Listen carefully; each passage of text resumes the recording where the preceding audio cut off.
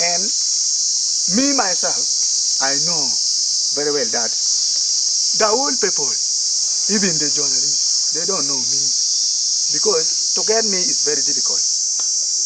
First, Museveni also himself is blocking people not to meet me. So that people will believe that propaganda that Kony is a terrorist, Kony is a killer, Kony is a what, but I'm a human being like you, like me, like you, like that brigadier, like that madam.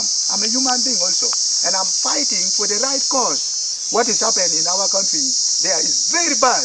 That is why we are in the bush. You cannot stay in the bush for 20 years for nothing. You cannot do that. So what is happening there is very bad.